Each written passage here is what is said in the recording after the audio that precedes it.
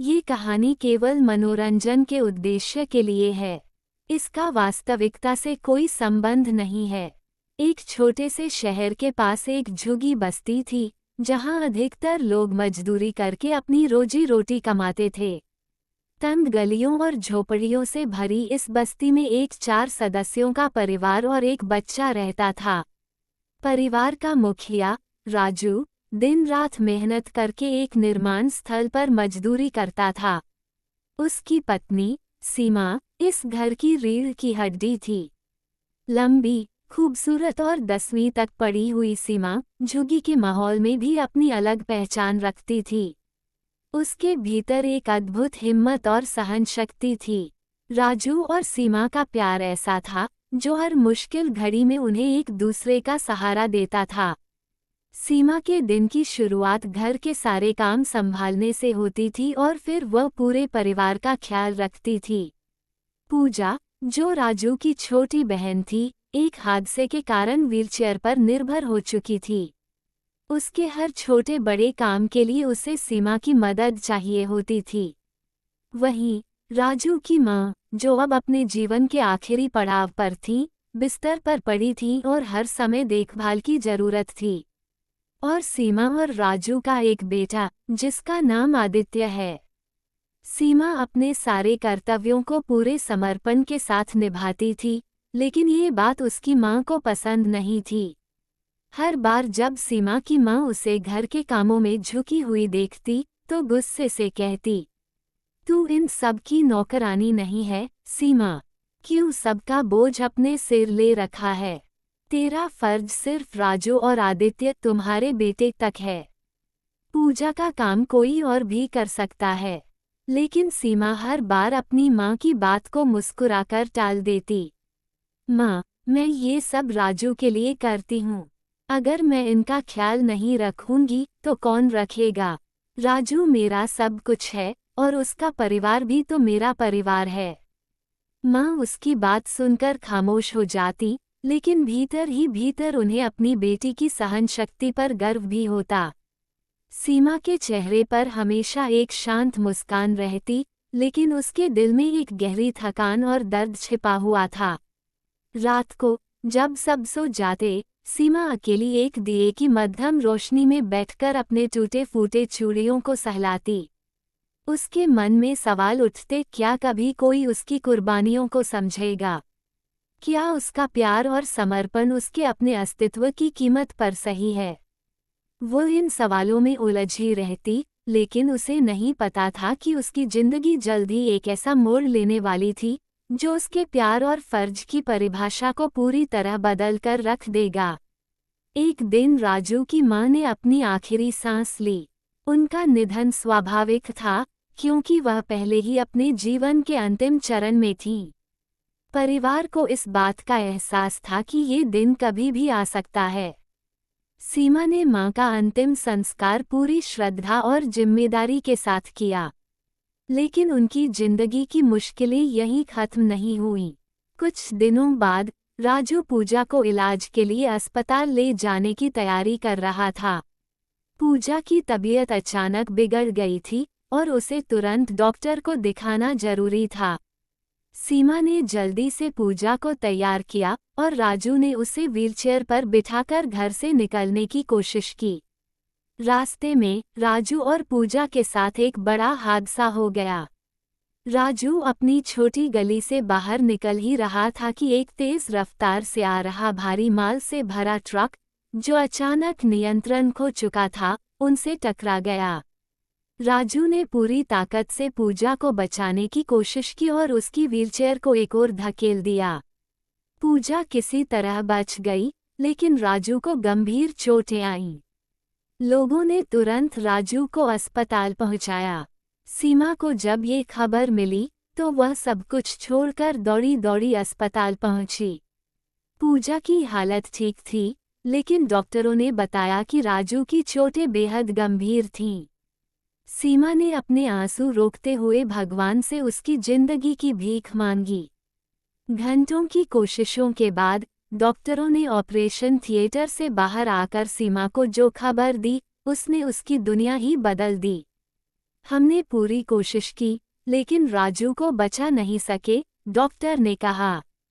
सीमा सुन्न हो गई। उसकी आंखों के सामने अंधेरा छा गया। उसने अपने जीवन का सबसे बड़ा सहारा, अपना प्यार और अपने परिवार का स्तंभ खो दिया था। राजू के निधन ने उस परिवार को गहरे दुख में डाल दिया, लेकिन सीमा ने हार नहीं मानी। वह जानती थी कि अब यह उसकी जिम्मेदारी है कि वह अपने बेटे आदित्य और पूजा के लिए मजबूत बने। राजू की कुर्बानी और उसका प्यार ही अब सीमा को आगे बढ़ने की ताकत देते थे। ये हादसा सीमा के लिए एक ऐसा मोड़ बन गया, जिसने उसे और मजबूत बना दिया। राजू भले ही चला गया था, लेकिन उसकी यादें और उसका प्यार सीमा के दिल में हमेशा जिंदा रहेंगे। राजू के निधन के कुछ महीने बाद सीमा की मां सुशीला ने धीरे धीरे उसे यह समझाने की कोशिश शुरू कर दी कि अब उसे खुद के बारे में सोचना चाहिए। सीमा ने हमेशा अपने परिवार को प्राथमिकता दी थी, लेकिन सुशीला अब उसे एक अलग नजरिए से चीजें दिखाने लगी। एक दिन, जब सीमा पूजा की देखभाल में लगी हुई थी, सुशीला ने गंभीर स्वर में कहा, सीमा, अगर तुमने मेरी बात पहले सुनी होती, तो आज राजू जिंदा होता। वह तुम्हारे ऊपर इन सब की जिम्मेदारी का बोझ छोड़कर क्यों गया? पूजा की वजह से ही उसने अपनी जान गंवाई। अगर तुम चाहती हो कि तुम्हारा बेटा आदित्य भी सुरक्षित रहे, तो मेरी बात मानो। सीमा के मन में ये बातें गूंजने लगीं। उसने माँ से पूछा, माँ, तुम्हारा मतलब क्या है? मुझे क्या करना चाहिए? सुशीला के चेहरे पर एक अजीब सी मुस्कान आ गई। उसने धीरे से कहा, पूजा को उसकी औकात दिखाओ। वह चल फिर नहीं सकती, तो उसे तुम्हारी सेवा करनी चाहिए। उसे हर दिन यह महसूस कराओ कि वह तुम पर बोझ है। उसे यह एहसास दिलाओ कि उसके कारण तुम्हारा जीवन बर्बाद हो गया। और हाँ, उसे कभी शादी करने मत देना। अगर उसने अपना हिस्सा मांगा, तो उसे यह जताओ कि इस घर में रहने की कीमत चुकानी पड़ेगी। उसे अपनी संपत्ति का अधिकार भूल जाने दो। यही तुम्हारे और आदित्य के भविष्य के लिए सही है। सीमा ये सुनकर हैरान रह गई। वह हमेशा दूसरों की भलाई के लिए जीती थी, लेकिन अब सुशीला ने उसके मन में एक नई सोच का बीज बो दिया था। सीमा ने खुद से कहा, क्या माँ सही कह रही है? क्या पूजा के कारण ही मैंने सब कुछ खो दिया? क्या अब मुझे अपनी और आदित्य की जिंदगी के बारे में सोचना चाहिए? लेकिन सीमा के दिल में एक और संघर्ष चल रहा था। क्या वह अपनी नैतिकता और राजू की यादों को पीछे छोड़कर सुशीला की बातें मानेगी, या फिर वह अपने प्यार और फर्ज को निभाते हुए इस हालात का सामना करेगी? उस रात सीमा बिल्कुल सो नहीं पाई। वह लगातार अपनी मां सुशीला की बातों को लेकर सोचती रही। सुशीला छिपकर सीमा पर नजर रख रही थी और उसकी बेचैनी देखकर मुस्कुरा रही थी। उसने समझ लिया था कि सीमा के मन में अब उसके शब्द गहराई तक उतर चुके हैं।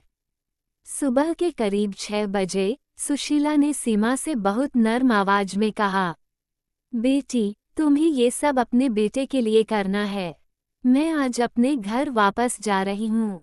सीमा ने चौंकते हुए कहा, क्यों माँ? आप मुझे छोड़कर क्यों जा रही हैं? मुझे आपकी मदद की जरूरत है। मैं वो सब करूँगी जो आप कहेंगी। बस आप मेरे साथ रहिए। सुशीला मुस्कुराते हुए बोली, बेटी, अब ये तुम्हें खुद ही करना होगा। मैं दोबारा आऊँगी। उम्मीद है तब तक तुम पूजा को उसकी असली जगह दिखाने में सफल हो जाओगी। याद रखना, वो तुम्हारे पैरों की धूल है। उसे ये समझने दो कि उसकी हैसियत क्या है। सीमा सुशीला की बातें सुनकर खामोश हो गई। सुशीला ने उसकी हालत देखकर संतोष की मुस्कान दी और वहां से चली गई। अब सीमा के मन में सवाल और द्वंद्व गहराते जा रहे थे। क्या वह अपनी माँ की बातें मानेगी, या अपनी पुरानी भावनाओं और जिम्मेदारियों के बीच संतुलन बनाएगी? सुबह होते ही सीमा ने अपने बेटे आदित्य को स्कूल भेजा। उसके बाद वह पूजा के कमरे में गई। हमेशा विनम्र और सहानुभूतिपूर्ण व्यवहार करने वाली सीमा ने आज बेहद नर्म लहजे में कहा, पूजा, आज मेरे पैरों में बहुत दर्द हो रहा है। क्या तुम मेरे पैरों की मालिश कर सकती हो? ये सुनकर पूजा हैरान रह गई। सीमा ने आज तक उससे कभी किसी काम के लिए नहीं कहा था, लेकिन बड़े सम्मान के साथ पूजा ने जवाब दिया, भाभी, मैं जरूर कर दूंगी। आप अपने पैर मेरे पास बिस्तर पर रख लीजिए। सीमा ने तुरंत जवाब दिया, नहीं पूजा, मेरे पैरों में इतना दर्द है कि मुझे कुर्सी पर बैठना पड़ेगा। मैं तुम्हारी मदद करती हूँ, तुम नीचे बैठ जाओ। पूजा थोड़ा असमंजस में थी, लेकिन उसने कुछ नहीं कहा। सीमा ने बिना उसकी सहमति का इंतजार किए खुद आगे बढ़कर पूजा को सहारा देकर नीचे बिठा दिया। अब पूजा के पास कोई विकल्प नहीं बचा था। वह चुपचाप जमीन पर बैठ गई। सीमा ने एक कुर्सी खींचकर उसे पूजा के सामने रखा और उस पर बैठ गई। उसने अपने पैर पूजा के सामने कर दिए और कहा, अब शुरू करो। पूजा ने अनमने मन से सीमा के पैरों की मालिश शुरू की। वह बेहद असहज महसूस कर रही थी। उसका सिर झुका हुआ था और उसकी आंखें नम होने लगी थीं। सीमा ने उसकी असहजता को नज़रअंदाज करते हुए अपने चेहरे पर एक सख्त भाव बनाए रखा। पूजा को समझ नहीं आ रहा था कि आज भाभी का व्यवहार इतना बदल क्यों गया है। वह जानती थी कि सीमा ने उसे कभी इस तरह नहीं देखा था, लेकिन अब वह खुद को पूरी तरह बेबस महसूस कर रही थी। पूजा चुपचाप सीमा के पैरों की मालिश कर रही थी। उसका मन असहज और भारी था, लेकिन उसने भाभी के प्रति सम्मान रखते हुए कोई शिकायत नहीं की। जैसे ही उसने धीरे धीरे मालिश शुरू की, सीमा अचानक सख्त आवाज में बोल पड़ी, पूजा, ये क्या कर रही हो? ठीक से करो। तुम्हारे हाथों में कोई ताकत ही नहीं है। ऐसे काम नहीं चलेगा। थोड़ी जोर लगाओ। पूजा ने हैरानी से सीमा की ओर देखा। उसने कभी भाभी को इस तरह बोलते हुए नहीं सुना था। वह तुरंत अपने हाथों में थोड़ा जोर डालकर मालिश करने लगी, लेकिन सीमा फिर भी असंतुष्ट नजर आई। तुमसे तो कोई काम ढंग से होता ही नहीं है, सीमा ने झुंझलाते हुए कहा। सारा दिन बस बैठी रहती हो। अगर कुछ करोगी नहीं तो तुम्हारा शरीर और कमजोर हो जाएगा। कम से कम ये काम तो सही तरीके से करो। पूजा की आंखें भर आई, लेकिन उसने अपना सिर झुका लिया। उसके हाथ कांपने लगे, लेकिन उसने अपने आंसू रोकते हुए मालिश जारी रखी। सीमा के शब्द उसके दिल को चीर रहे थे, लेकिन वह खुद को रोक नहीं पाए। सीमा ने उसे एक और झटका देते हुए कहा, याद रखो, अब ये तुम्हारा फर्ज है। जब मैं पूरे घर का बोझ उठा सकती हूँ, तो तुमसे इतना छोटा काम भी नहीं हो रहा। तुम्हें समझना होगा कि अब तुम्हें मेरी मदद करनी पड़ेगी। पूजा के भीतर एक तूफान उठ रहा था। वह हमेशा से सीमा को अपनी माँ की तरह मानती थी, लेकिन आज सीमा का ये बदला हुआ रूप उसे तोड़ रहा था।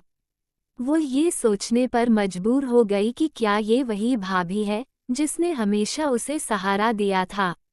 सीमा के कटु शब्दों और पूजा की चुप्पी के बीच घर का माहौल पूरी तरह बदलने लगा था। अब ये रिश्ता एक ऐसे मोड़ पर था जहां प्यार और फर्ज की परिभाषाएं धीरे धीरे बदल रही थीं।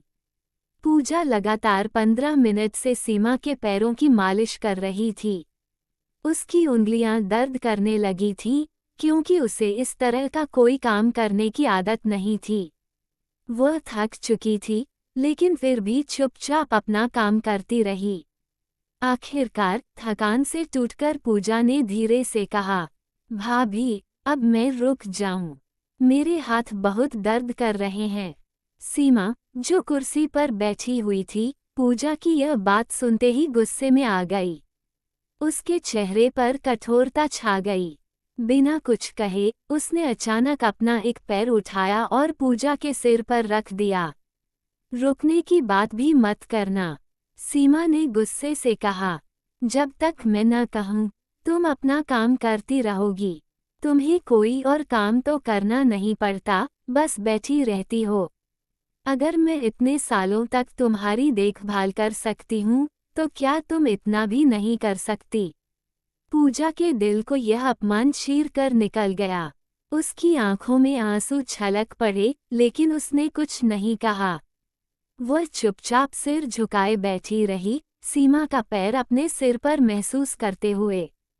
उसके भीतर गहरी चोट और अपमान का तूफान उठ रहा था। सीमा ने उसकी चुप्पी को कमजोरी समझकर कहा, तुम्हें अब समझना होगा कि इस घर में तुम्हारी जगह क्या है। यह कोई दया नहीं है जो हम तुम्हारे लिए करते हैं। अब तुम्हें हमारी सेवा करनी ही पड़ेगी। पूजा ने आंसुओं को पोंछते हुए अपने मन में कहा, क्या यही वो भाभी हैं जिन्होंने मुझे हमेशा अपनी बहन माना था? आज उन्होंने मुझे एक बोझ बना दिया है। पूजा का आत्मसम्मान आहत हो चुका था। वह जानती थी कि अब चीजें वैसी नहीं रहेंगी जैसी पहले थीं। सीमा का ये बदला हुआ व्यवहार पूजा को एक नई चुनौती और संघर्ष की ओर धकेल रहा था। 1 घंटे बाद पूजा पूरी तरह से थक चुकी थी। सीमा ने देखा कि पूजा अब और नहीं कर सकती थी, तो उसने कहा, अब तुम रुक सकती हो और मेरे पैरों में चप्पल पहनाओ। पूजा को ये सुनकर बहुत अपमानित महसूस हुआ, लेकिन उसने फिर भी चुपचाप सीमा के पैरों में चप्पल पहनाई। हर कदम के साथ उसे गहरी शर्मिंदगी महसूस हो रही थी, लेकिन वह कुछ नहीं कह सकी। जब पूजा ने चप्पल पहनाई, तो उसने सोचा कि अब वह बिस्तर की ओर जाए और आराम करे। लेकिन सीमा ने अचानक अपना पैर चप्पल में रखा और उसकी पीठ में जोर से लात मारी। पूजा दर्द से चिल्लाई, भाभी, आप क्या कर रही हैं? सीमा ने बिना किसी जवाब के अपना पैर पूजा के मुंह के पास रखा और कहा, अब इसे साफ करो। पूजा ने ये सुनकर पूरी तरह से घबरा गई और जोर से मना किया, नहीं भाभी, मैं ऐसा नहीं कर सकती। लेकिन सीमा का चेहरा अब कठोर था। उसने अपने शब्दों में कोई दया नहीं छोड़ी थी। ये स्थिति पूजा के लिए बहुत ही अपमानजनक और दर्दनाक बन चुकी थी। उसकी आत्मा और सम्मान दोनों को गहरा आघात लग चुका था। सीमा ने गुस्से और तिरस्कार भरे लहजे में पूजा से कहा, बस एक काम किया है तुमने और अब सीधे बिस्तर पर जाने की सोच रही हो। वो पुराने दिन चले गए जब मैं तुम्हारी नौकरानी बनी रहती थी। अब ये घर सिर्फ मेरा नहीं है। अब तुम्हें भी घर के कामकाज में हाथ बटाना पड़ेगा, समझी? पूजा ने कांपते हुए और घबराए स्वर में कहा, लेकिन भाभी, मैं ये सब कैसे कर सकती हूँ? मैं तो खड़ी भी नहीं हो सकती। मेरा शरीर ही मेरा साथ नहीं देता। सीमा ने उसकी बेबसी को अनदेखा करते हुए तीखे स्वर में जवाब दिया, तुम खड़ी नहीं हो सकती तो क्या हुआ? तुम्हारे हाथ तो है ना। मेरे पैरों की मालिश कर सकती हो, फर्श साफ कर सकती हो और कपड़े धो सकती हो। फिर सीमा ने अपनी आवाज में और सख्ती लाते हुए कहा, आज से तुम इन कामों की जिम्मेदारी संभालोगी। अगर तुमसे कोई गलती हुई तो तुम्हें सजा मिलेगी। मैं कोई बहाने नहीं सुनूंगी, समझी? पूजा की आंखें आंसुओं से भर आईं। उसने कभी अपनी भाभी को इस तरह से बोलते हुए नहीं सुना था। वो उस महिला से डरने लगी थी जिसे वह पहले एक माँ की तरह मानती थी। सीमा ने उसकी खामोशी को उसकी कमजोरी समझते हुए अपने पैर सामने किए और कहा, अब मेरे चप्पल साफ करो। मैं देखती हूँ कि तुम कितना ठीक से करती हो, और याद रखना, अगर तुम्हारा काम ठीक नहीं हुआ तो मैं तुम्हें सजा दूंगी। पूजा ने खुद को पूरी तरह अपमानित महसूस किया। वह चाहकर भी कुछ नहीं कह पा रही थी। उसके मन में सम्मान और बेबसी का एक अजीब सा द्वंद्व चल रहा था। आखिरकार वह चुपचाप सीमा के कहे अनुसार काम करने के लिए मजबूर हो गई। सीमा ने अपने पैर चप्पल समेत आगे फैला लिए और कुर्सी पर बैठकर आराम से पीठ टिकाए। उसकी आंखों में एक अजीब सी संतुष्टि थी, जैसे वह अपनी मां सुशीला की कही हर बात को सही साबित करने जा रही हो। दूसरी तरफ पूजा बेहद धीमी गति से घुटनों के बल चलकर सीमा के पास आ रही थी।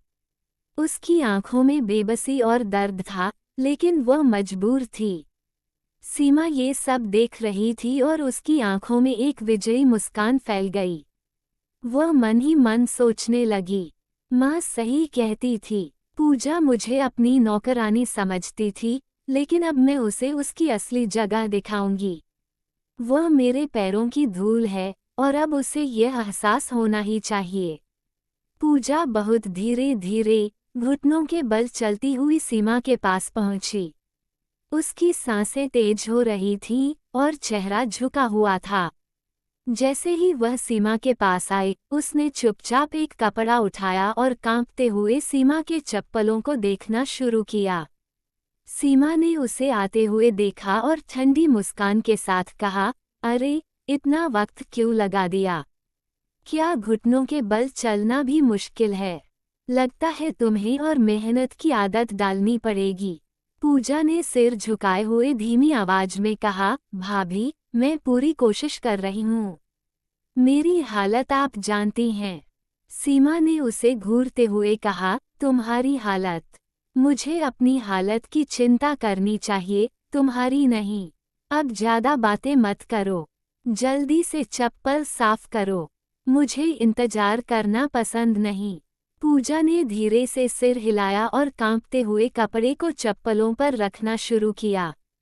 चप्पल धूल और गंदगी से भरी हुई थी और पूजा ने पूरी ताकत लगाकर कपड़े से उसे साफ करना शुरू किया। सीमा ने अपनी कुर्सी पर थोड़ा और आराम से बैठते हुए कहा, ठीक से साफ करना, पूजा। अगर एक भी दाग दिखा तो तुम्हें फिर से शुरू करना होगा। तुम्हें पता है, अब ये घर मेरे हिसाब से चलेगा और तुम्हें अपनी औकात में रहना होगा। पूजा ने कपड़े से चप्पल की पट्टी साफ करते हुए कहा, भाभी, मैं जितना हो सकता है उतना कर रही हूँ। बस थोड़ा समय दीजिए। सीमा ने गुस्से से कहा, समय? तुम्हारे पास पूरे दिन है। तुम्हें कोई और काम तो करना नहीं। मैं सुबह से काम कर रही हूँ और तुमसे एक चप्पल भी ढंग से साफ नहीं हो रही। तुम्हें सीखने में कितना वक्त लगेगा? पूजा ने अपनी उंगलियों से चप्पल के किनारों को साफ करना शुरू किया।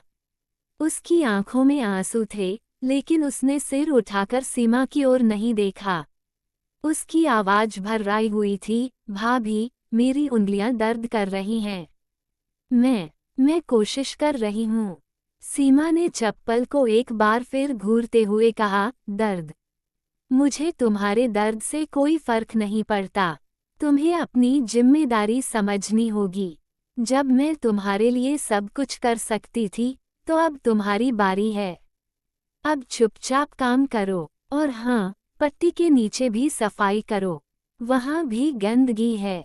पूजा ने अपनी थकी हुई उंगलियों से चप्पल की पट्टी के नीचे साफ करना शुरू किया।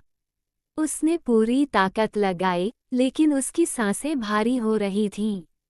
उसने हिम्मत जुटाकर धीरे से कहा, भाभी, ये चप्पल बहुत गंदी है। मुझे थोड़ी देर आराम करने दीजिए, फिर मैं इसे ठीक से साफ कर दूंगी।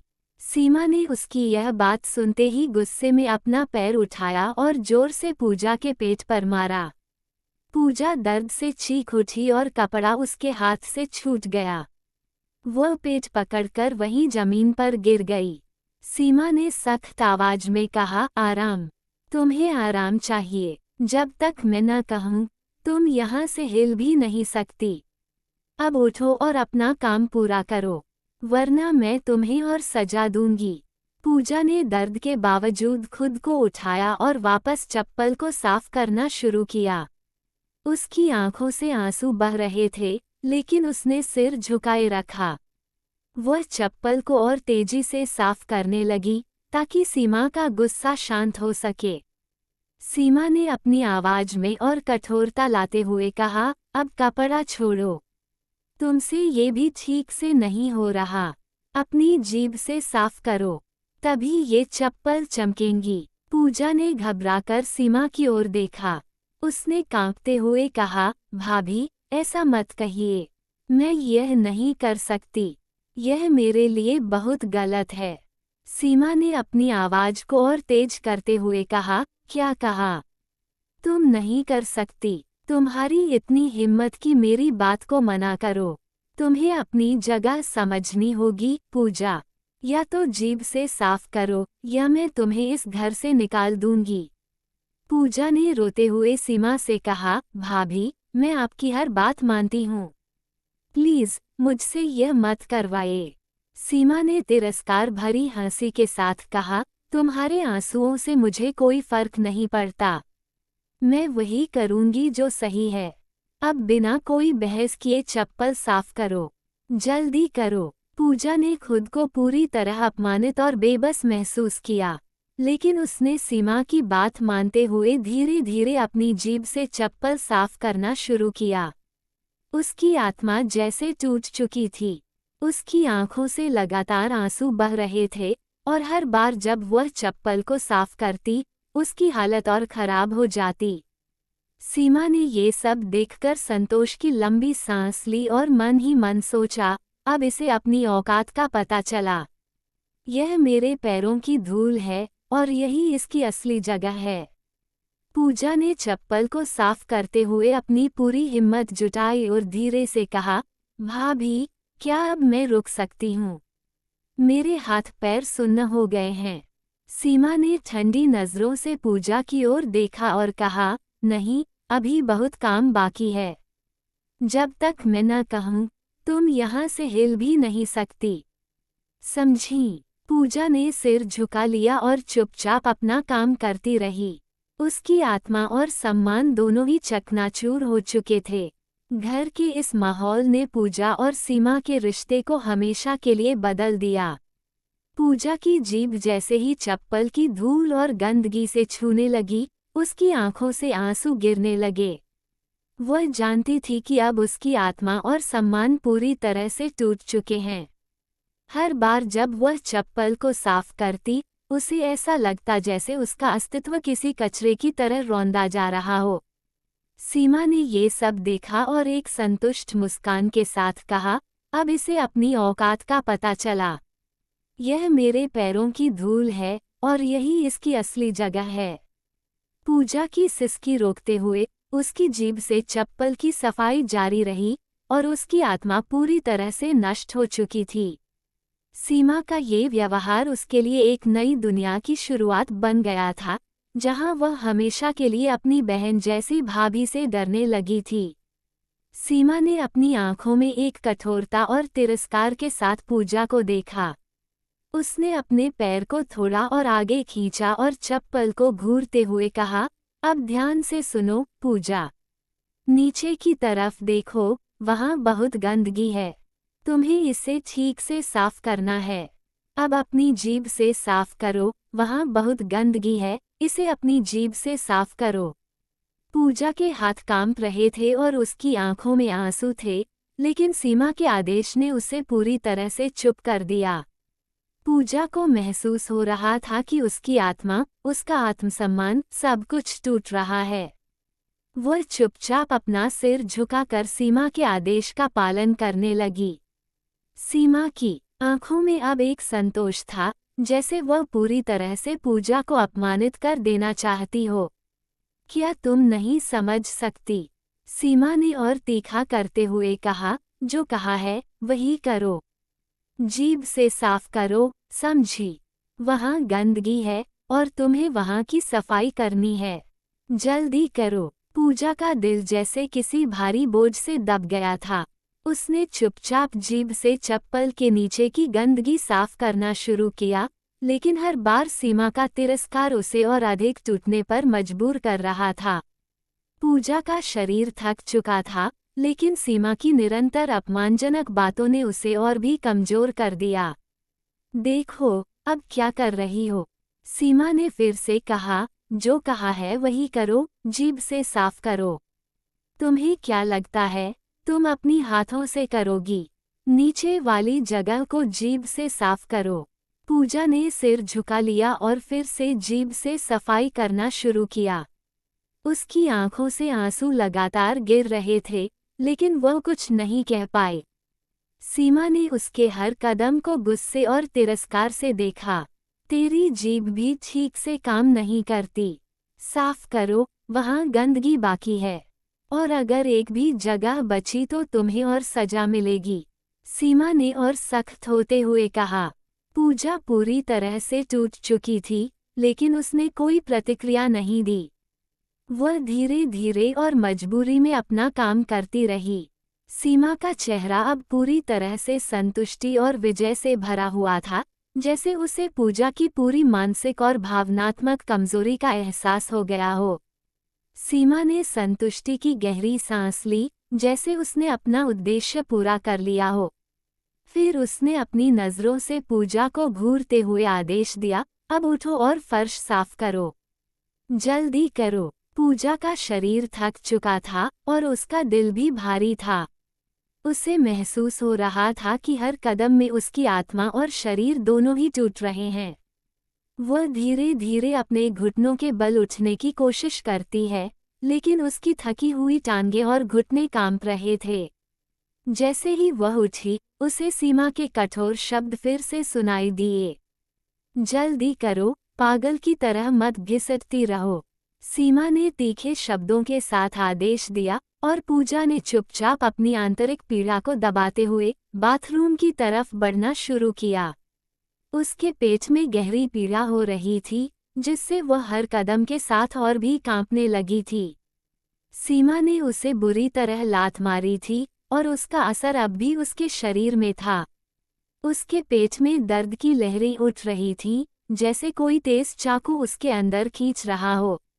उसने अपनी आंखें बंद कर ली, ताकि आंसू और चीखें बाहर न आ सकें।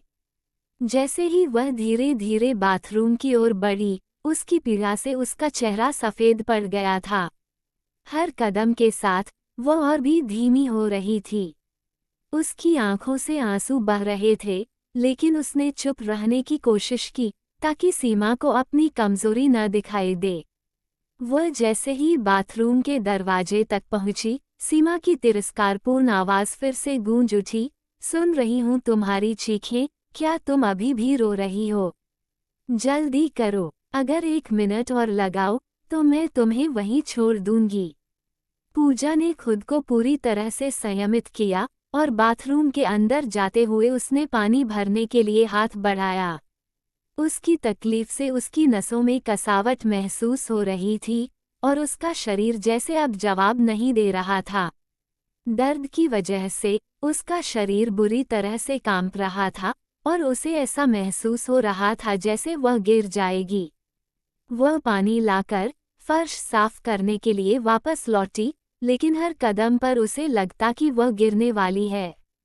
उसकी आंखों से लगातार आंसू गिर रहे थे और उसे लगा कि उसकी हर हिम्मत खत्म हो गई है। सीमा बाथरूम से उसकी हालत को देख रही थी और उसे और भी तिरस्कार की भावना से देखा। क्या तुम अब भी गिरने वाली हो? अगर तुम गिर गई तो मुझे मजा आएगा, लेकिन अभी फर्श साफ करो, वरना मुझे तुम्हारे साथ क्या करना है, तुम जानती हो। पूजा ने खुद को संभालते हुए बाथरूम से बाहर कदम रखा और धीरे धीरे फर्श पर पानी डालने के लिए झुकी। उसकी पीड़ा और असहायता से उसका शरीर एक बार फिर कांपने लगा, लेकिन उसने कोई आवाज नहीं निकाली। पूजा धीरे धीरे घुटनों के बल फर्श साफ कर रही थी। उसका शरीर दर्द से भरा हुआ था, लेकिन वह चुपचाप काम कर रही थी। हर बार जब वह झुकती, उसके पेट में गहरी पीड़ा होती, लेकिन वह किसी तरह से खुद को संभालते हुए काम करती रही, ताकि सीमा का गुस्सा और बढ़ने न पाए। इसी दौरान सीमा ने फोन उठाया और अपनी मां को कॉल किया। उसकी आवाज में एक अप्रत्याशित संतोष था, जैसे वह किसी बड़ी सफलता को महसूस कर रही हो। मां, सीमा ने गर्व से कहा, आप बिल्कुल सही थीं। पूजा को लगता था कि मैं उसकी नौकरानी हूँ, कि वह हमेशा मुझे अपनी दया और कृपा से काम करने के लिए मजबूर कर सकती है। लेकिन अब मैंने उसे उसकी असली जगह दिखा दी है। अब उसे ये समझ में आ गया है कि वह मेरे पैरों की धूल है। सीमा ने सारे घटनाक्रम विस्तार से अपनी मां को बताए, कि कैसे पूजा को वो घिनौनी स्थिति महसूस करवाई, उसे चुपचाप जीभ से चप्पल साफ करने को मजबूर किया और कैसे उसने पूजा को अपने पैरों से अपमानित किया। सीमा की मां ने फोन के दूसरी ओर सुना और एक संतुष्ट हंसी के साथ कहा, तुमने बिल्कुल सही किया बेटी। अब उसे यही समझ में आएगा कि तुम्हारा बर्ताव बिल्कुल सही था। पूजा को उसके आका की औकात का एहसास दिलाना जरूरी था। तुम जो कर रही हो वह सही है। सीमा की मां ने फिर एक कदम और आगे बढ़ाते हुए कहा, तुम्हारी मदद के लिए मैं तुम्हारी बहन को भेज रही हूँ। वह एक डॉक्टर है।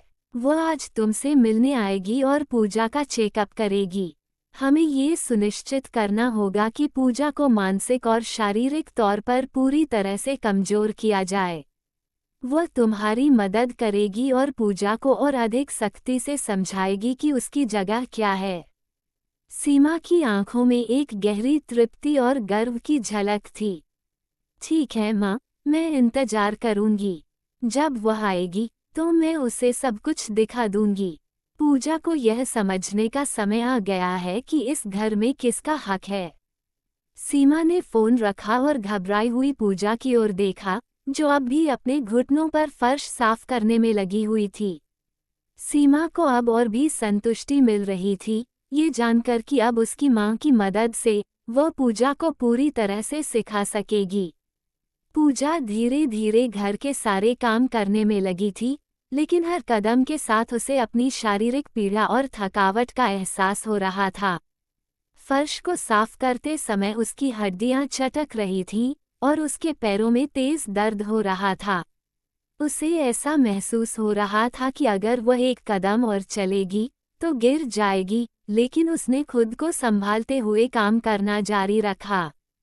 फर्श साफ करने के बाद वह कपड़े धोने की ओर बढ़ी, लेकिन उसकी सांसें बेतहाशा तेज हो गईं।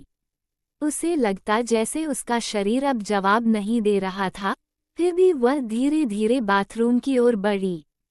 उसकी आंखों में आंसू थे, लेकिन उसने उन्हें छिपाने की कोशिश की, क्योंकि सीमा उसे कभी भी अपनी कमजोरी दिखाने का मौका नहीं देती थी। आदित्य स्कूल से घर लौटते ही अपने बैग को फेंकते हुए घर में दाखिल हुआ। जैसे ही उसने अपने कमरे के पास देखा, उसकी नज़र पूजा पर पड़ी, जो बहुत मुश्किल से खड़ी हुई और पूजा को खड़ा हुआ देखा। उसे आश्चर्य हुआ, क्योंकि वह हमेशा पूजा को बिस्तर पर ही देखता था। उसकी मासूमियत से सवाल उठा, माँ, पूजा क्यों खड़ी है? वो तो हमेशा व्हीलचेयर पर बैठी रहती है, आज कैसे खड़ी हो गई? सीमा ने आदित्य की ओर घूरते हुए सख्त आवाज में कहा, आदित्य, पूजा बहुत आलसी थी। हमेशा बैठी रहती थी, काम करने से बचती थी। लेकिन अब तुम्हारी माँ ने उसका इलाज शुरू किया है। अब उसे काम करने की आदत डलवानी होगी। तुम्हारी माँ उसे काम सिखा रही है, ताकि वह किसी के सहारे न रहे। आदित्य ने सीमा की बातों को सुनते हुए सवाल किया, लेकिन माँ, वह तो हैंडीकैप है, कैसे खड़ी हो सकती है? सीमा ने हंसते हुए और एक सख्त मुस्कान के साथ कहा, हाँ, वह पहले बहुत आलसी थी, लेकिन अब मैं उसे ठीक कर रही हूँ। अब वह काम करेगी जो घर में जरूरत है। अब कोई बहाना नहीं चलेगा। और तुम देखो, अब वह खड़ी है तो बाकी काम भी करेगी। और तुम चिंता मत करो आदित्य, मैं तुम्हारे साथ खेलूंगी। तुम्हारी माँ का काम पूरा हो जाएगा और हम एक साथ खेल सकते हैं। आदित्य को यह समझने में दिक्कत हो रही थी, लेकिन उसने फिर कुछ नहीं पूछा और अपनी माँ के आदेश को सिर झुकाकर मान लिया। वो फिर अपने कमरे में चला गया, जबकि सीमा पूजा की पीड़ा और संघर्ष को अनदेखा करते हुए चुपचाप उसे काम करने के लिए मजबूर करती रही। पूजा का दिल और भी भारी हो गया। उसने अब और भी धीरे धीरे कपड़े धोने शुरू किए, लेकिन हर बार जब उसके शरीर में दर्द की लहर उठती, वह खुद को रोकने की कोशिश करती। उसने पूरी कोशिश की कि कोई न देखे, लेकिन सीमा की नज़रें हमेशा उस पर पड़ी रहती थीं, और हर बार उसे सख्त आवाज़ में डांटा जाता था, जल्दी करो और इस काम को सही से करो। पूजा ने जैसे तैसे घर के सारे काम खत्म किए, लेकिन उसकी हालत अब पूरी तरह से बेजान हो चुकी थी। फर्श साफ करते समय, कपड़े धोते वक्त और फिर बर्तन धोते वक्त उसकी हर मांसपेशी में एक तीव्र दर्द महसूस हो रहा था। उसके शरीर के हर हिस्से में थकावट भर चुकी थी और वह अब गिरने के कगार पर थी। आखिरकार जब वह सब कुछ कर चुकी थी, तो उसने धीरे धीरे खुद को जमीन पर बैठने के लिए झुका लिया। उसका चेहरा पसीने से भीग चुका था और उसकी आंखों में थकान साफ दिखाई दे रही थी। वह शांत स्वर में सीमा से बोली, माँ, क्या मैं थोड़ी देर आराम कर सकती हूँ? मुझे बहुत दर्द हो रहा है। सीमा ने उसे एक कठोर और अविश्वसनीय नज़र से देखा, मानो उसकी थकावट और दर्द उसे बिल्कुल भी दिखाई नहीं दे रहे थे। उसने सिर झुकाकर जवाब दिया, हाँ, तुम आराम कर सकती हो, लेकिन याद रखना, अब से तुम कभी भी बिस्तर पर या कुर्सी पर नहीं सोओगी। अब से तुम्हें जमीन पर सोना पड़ेगा। तुम्हारी जैसी आलसी लड़की को आराम करने का कोई हक नहीं है। पूजा को ये सुनकर एक धक्का सा लगा, लेकिन वह चुप रही। उसके दिल में एक गहरी पीड़ा थी, लेकिन वह सीमा के सामने अपनी कमजोरी नहीं दिखाना चाहती थी। उसकी आंखों में आंसू थे, लेकिन उसने उन्हें छिपा लिया और सिर झुका लिया। सीमा ने उसे फिर से देखा और एक और कड़ी बात कही, अब से तुम जमीन पर सोओगी, और अगर तुम थोड़ी भी लापरवाही करोगी, तो तुमसे तुम्हारा काम और भी ज्यादा लिया जाएगा। तुम्हें यही सिखाना है कि इस घर में सिर्फ वही आराम कर सकता है जो काम करता है। तुम्हारा काम यही है मुझे और आदित्य को खुश रखना, और अगर तुमसे एक भी गलती हुई तो तुम्हें कोई सहारा नहीं मिलेगा। पूजा ने अपनी जगह पर आंखें बंद कर लीं। वह महसूस कर रही थी कि उसके साथ जो हो रहा है वह उसे और भी ज्यादा कमजोर बना रहा था। लेकिन वह जानती थी कि सीमा के खिलाफ कोई भी शब्द उसकी स्थिति को और भी मुश्किल बना देगा। सीमा की कड़ी निगाहों ने पूजा को और भी बुरी तरह महसूस कराया। सीमा ने एक ठंडी मुस्कान के साथ कहा, तुम आराम कर सकती हो, लेकिन याद रखना, तुम अब मेरे पैरों की धूल हो और तुम्हें हमेशा मेरे आदेशों के अनुसार काम करना होगा। अब से तुम्हारा आराम केवल जमीन पर होगा, क्योंकि इस घर में केवल वही आराम करता है जो अपने काम में अपना 100% देता है। पूजा ने गहरी सांस ली और अपनी पीड़ा को छिपाते हुए उसने खुद को जमीन पर लिटा लिया। उसकी आंखों में आंसू थे, लेकिन वह उन्हें पोंछने का साहस नहीं जुटा पाई। सीमा ने उसे लिटा हुआ देखा और उसकी मुस्कान और भी गहरी हो गई।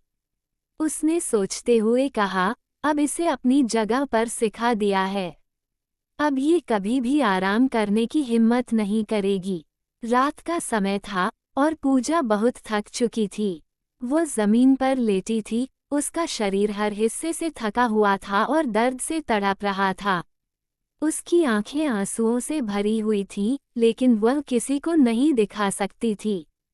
सीमा ने उसे जमीन पर सोने का आदेश दिया था, और पूजा को यह समझते हुए कि उसके पास कोई और विकल्प नहीं था, वह चुपचाप वहीं लेटी रही। सीमा रसोई में खाना बनाने की तैयारी कर रही थी।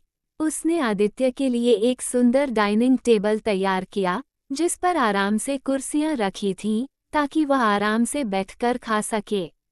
सीमा ने खुद भी वहीं पर कुर्सी पर बैठने का फैसला किया। आदित्य, जो खुश था, अपनी मां के पास बैठकर खाने की तैयारी में था। पूजा ने धीरे धीरे जमीन से उठने की कोशिश की। उसकी टांगों में असहनीय दर्द था, लेकिन वह किसी तरह उठने की कोशिश कर रही थी। जैसे ही वह टेबल की ओर बढ़ी और बैठने की कोशिश की, सीमा ने कड़ी आवाज में कहा, तुम कहाँ जा रही हो, पूजा? तुम्हें बैठने का हक नहीं है। पूजा चुपचाप अपनी जगह पर वापस बैठ गई और सीमा ने आदेश दिया, तुम जमीन पर बैठो, मेरे पैरों के पास। यही तुम्हारी जगह है। पूजा ने बिना कुछ कहे, अपनी कमजोरी को छिपाते हुए सीमा के पैरों के पास जमीन पर बैठने का फैसला किया। उसकी आंखों में दर्द था, लेकिन वह बिना कुछ कहे चुपचाप बैठी रही। सीमा ने उसे नजरअंदाज करते हुए आदित्य से कहा, आदित्य, तुम्हारे लिए आज कुछ खास है। देखो कितना अच्छा खाना तैयार किया है। आदित्य खुश था और उसने खाने की ओर बढ़ते हुए कहा, माँ, आप हमेशा इतना अच्छा खाना बनाती हो। सीमा मुस्कुराई और फिर उसकी नजरें पूजा पर पड़ी, जो जमीन पर बैठी थी। सीमा ने बिना किसी दया के कहा, पूजा, तुमसे कुछ नहीं होगा।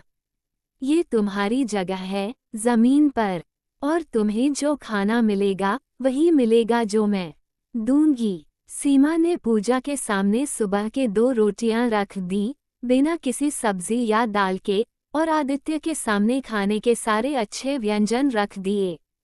आदित्य खुशी खुशी अपनी प्लेट में सब कुछ डालने लगा और पूजा की ओर देखे बिना वह आराम से खाने में व्यस्त हो गया।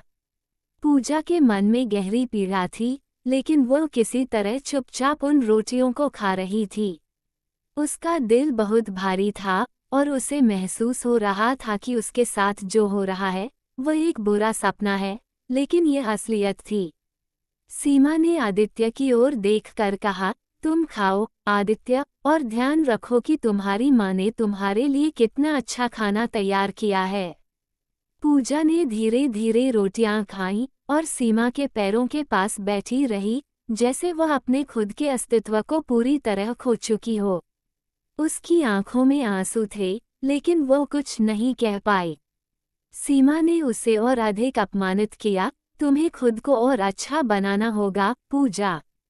अगर तुम थोड़ा भी अपनी जगह समझ सको तो तुम्हारा भी आराम मिलेगा।